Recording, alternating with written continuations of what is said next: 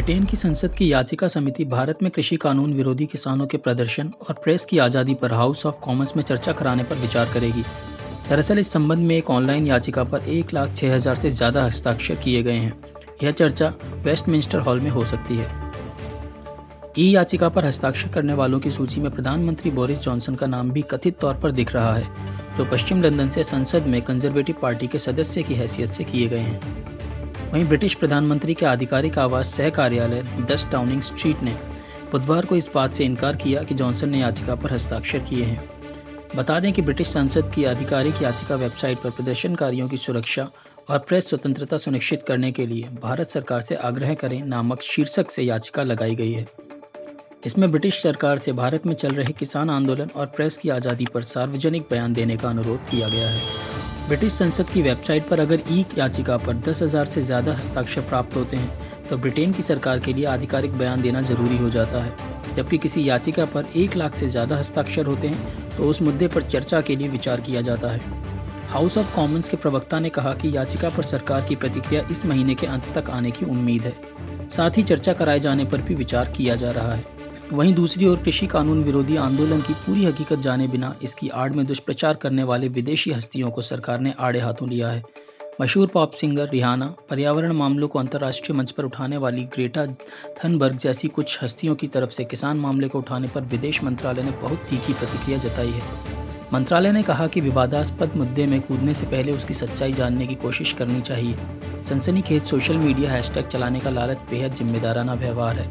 बुधवार को सुबह कुछ विदेशी हस्तियों के कूदने के बाद विदेश मंत्रालय ने कहा कि भारतीय संसद ने व्यापक बहस के बाद कृषि सुधार से जुड़े विधेयकों को पारित किया था। यह विधेयक किसानों को बड़ा बाजार उपलब्ध कराने में मदद करेगा, साथ ही यह खेती को ज़्यादा उपयोगी व पर्यावरण के मुताबिक बनाने में मदद करेगा। भारत के कुछ किसानों को इस विधेयक को लेकर आपत्ति है। विदेश मंत्रालय ने कहा कि इनके विरोध का आदर करते हुए केंद्र सरकार ने इन किसानों से बात करने की प्रक्रिया शुरू की है। किसानों के साथ 11 दौर की बातचीत हो चुकी है, जिसमें केंद्र सरकार के कैबिनेट मंत्री हिस्सा लेते हैं। भारत सरकार ने और स्वयं प्रधानमंत्री नरेंद्र मोदी ने किसानों को आश्वस्त किया है कि वह फिलहाल उक्त विधेयक को स्थगित कर रहे हैं। विदेश मंत्रालय ने कहा कि यह बहुत ही दुखद है कि कुछ स्वार्थी समूह अपना एजेंडा लागू करने की कोशिश कर रहे हैं, किसानों के साथ हो रही बातचीत को भटकाना चाहते हैं। भारतीय गणतंत्र दिवस 26 जनवरी को हमने देखा कि भारतीय राजधानी में हिंसा व तोड़फोड़ हुई। विदेश मंत्रालय ने आगे कहा है कि कुछ स्वार्थी तत्वों ने भारत के खिलाफ अंतर्राष्ट्रीय समर्थन जुटाने की कोशिश शुरू कर दी है। इन्हीं में से कुछ लोगों ने विश्व के कुछ हिस्सों में महात्मा गांधी की प्रतिमाओं को क्षति पहुंचाई है। यह भारत के साथ ही किसी भी दूसरे सभ्य समाज के लिए काफ़ी चिंता की बात है।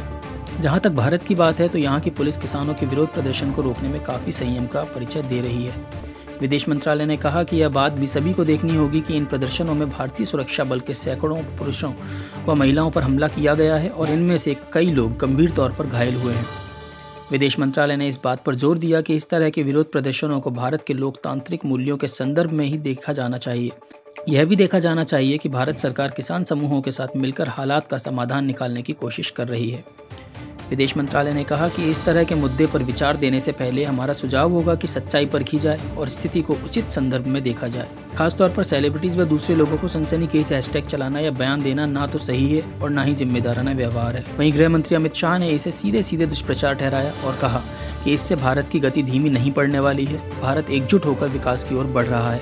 वहीं अक्षय कुमार, सचिन तेंदुलकर जैसे कई हस्तियों ने भी ट्वीट कर विदेशी हस्तियों के भारत में दखल देने पर आपत्ति जताई और कहा कि भारतीय ही भारत को समझ सकते हैं।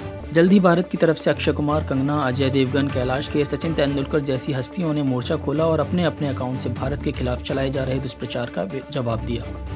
आपको बताते चलें कि मंगलवार रात पॉप सिंगर रिहाना ने CNN वेबसाइट पर राष्ट्रीय राजधानी क्षेत्र में चल रहे आंदोलन पर एक खबर को टैग करते हुए सोशल मीडिया साइट ट्विटर पर यह लिखा कि हम इस पर क्यों नहीं बात कर रहे हैं। इसके कुछ देर बाद स्वीडिश नागरिक ग्रेटा थनबर्ग ने लिखा कि मैं भारत में चल रहे किसान आंदोलन का समर्थन करती हूँ। कुछ और हस्तियों ने भी इन दोनों के बाद आंदोलन के समर्थन में बयान दिए। आप भी जुड़ सकते हैं हमारे चैनल द एक्सपर्ट्स न्यूज के साथ और बने सिटी रिपोर्टर। अगर आपके पास आपके इलाके की कोई वीडियो, कोई खबर है जो आप हमारे चैनल पर दिखाना चाहते हैं तो हमारी मेल ID city.reporter@theexperts.news पर हमें अपना नाम, पता, फोन नंबर के साथ भेज सकते हैं और आप हमें नीचे दिए लिंक्स पर भी फॉलो कर सकते हैं।